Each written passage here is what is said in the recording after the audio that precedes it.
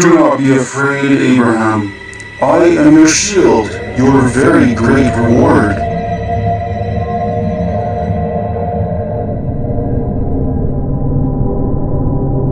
Sovereign Lord, what can you give me since Sarai and I are childless? You have chosen for me not to have children, so a servant in my household will become my heir. Come outside.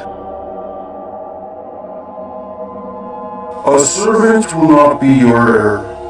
A son who comes from your own body will be your heir. Look up into the heavens and count all the stars, if indeed that were possible. That is what your offspring will be like.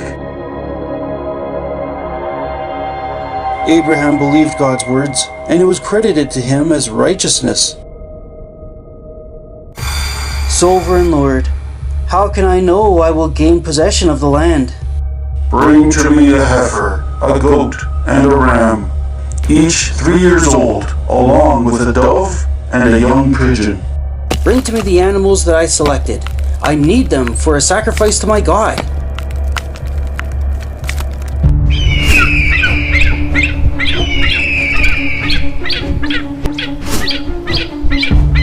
Get away!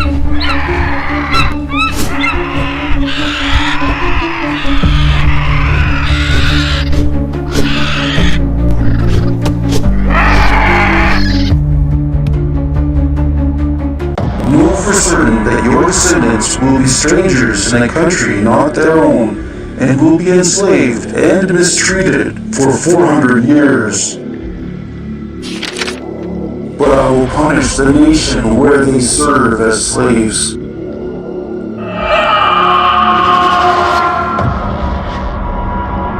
And they will come out with great possessions. You, however, will go to your grave in peace and be buried at a good old age. In the 4th generation, your descendants will return to this land, for the sins of the Amorites has not yet reached its full measure. I make a covenant with you. I will give your descendants this land from the river of Egypt to the great river Euphrates, and all land of the peoples who live there.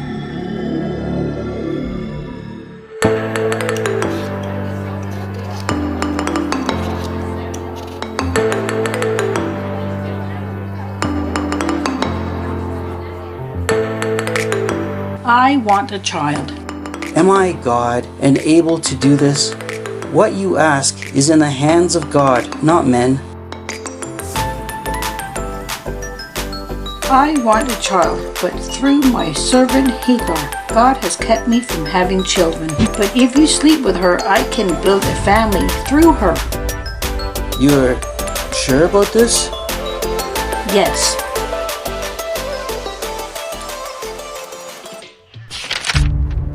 Bring me the crust meal for the bread. I will not. I have to rest so I may give your husband a strong child. The child will be mine to raise. You were not able, but I am able to give our master Abram what he's always desired. It is your fault for the wrong I'm suffering. You slept with my maidservant, and now that she is pregnant, she loathes me. The Lord judge between us. I did only what you asked, but she is in your hands. Do whatever you think is best. You lazy servant, prepare the meal as I told you this morning, or I will bring out a whip to remind you I am your master. You are worth nothing more than carrying a baby that I will soon take away from you, and you will never hold the child again.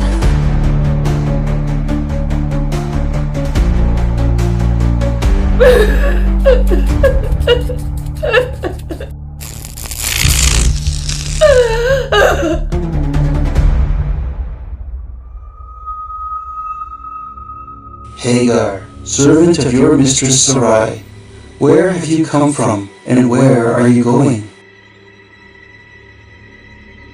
I am running from my mistress and her harsh treatment of me. Go back to your mistress and submit to her. I will increase your descendants so much that they will be too numerous to count.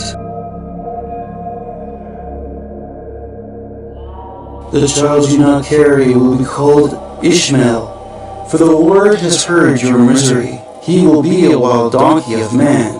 His hand will be against everyone, and their hand will be against him, and he will live in hostility against all his brothers.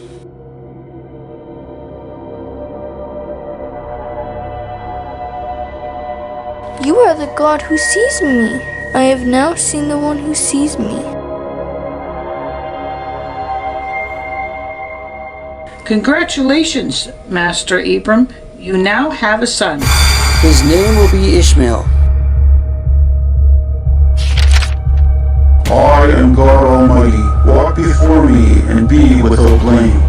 I will confer my covenant with you and greatly increase your numbers.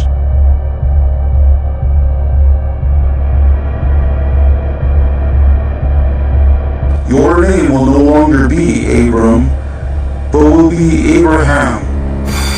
For I have made you a father of many nations. I will make you very fruitful. I will make nations of you, and kings will come from you. My everlasting covenant is with you and your descendants after you. This whole land of Canaan, where you are now an alien, I give as an everlasting possession to you and your descendants after you, and I will be their God.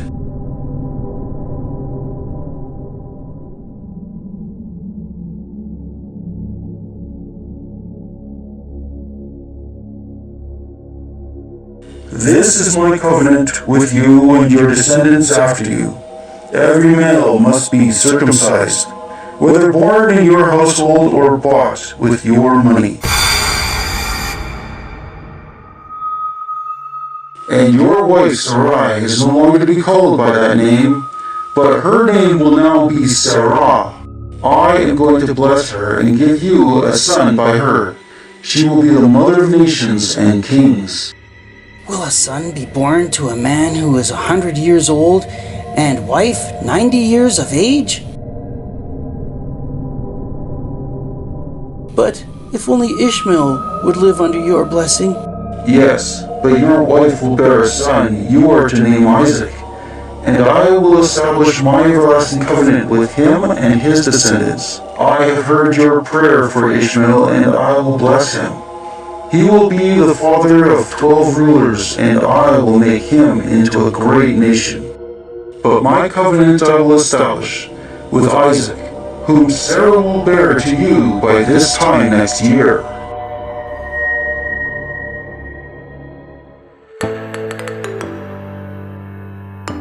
Today, in obedience to God's command, not only Ishmael and myself, but every male in my household must be circumcised in accordance to the Lord's command.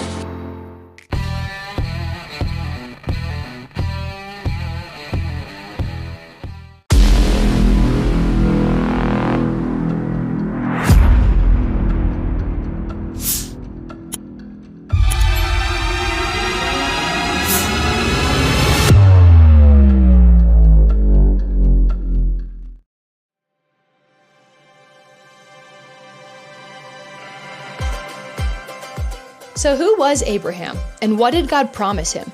And what does that have to do with the Jewish people today, and you? First, let's dive into the Abrahamic Covenant backstory. Then we'll see how it changed the course of history and intersects with your life. A covenant, by the way, is a binding agreement or a promise. Abraham and Sarai, yes, those were their old names, were ordinary people just like you and I who were destined by God to become the mother and father of many nations. But it didn't start that way. They were actually pagan, just like everyone else, and lived and prospered in Ur. Then one day the Lord said to Abram, "Go from your country and your kindred and your father's house to the land that I will show you. And I will make you a great nation. I will bless you, and in you all the families of the earth shall be blessed." Giving up everything he knew, Abram chose to take God's invitation by faith. And his obedience still has a ripple effect today here in Israel. And as the gospel spreads around I'm getting a little ahead of myself. So you probably have heard this part of the story. God changed their names to Abraham and Sarah and promised that their descendants would outnumber the stars in the sky and that kings would come from their line. Through their family, yes, that's the Jewish people, this covenant found its home in the land of Israel. Generation after generation, God has remained faithful. From their descendants came kings, prophets, and ultimately Jesus, Yeshua, the promised Messiah, who brought hope and salvation to the world. When Jesus came, the covenant expanded. His message of love and redemption opened the door for everyone, including Gentiles, to share in the blessings of God's promises to Israel. Yes, this includes you. You have a part to play in the story of the family of God. Abraham's faith set the precedence for future generations, and for you and I. There's nothing we can do to earn God's love, but it's by faith that He's welcomed us into His family. We, as both Jews and Gentiles, form a diverse family, united by faith and held together by God's covenant promises. There is so much more to learn about the Abrahamic Covenant, Israel, and your faith. So go to firmisrael.org to learn more today.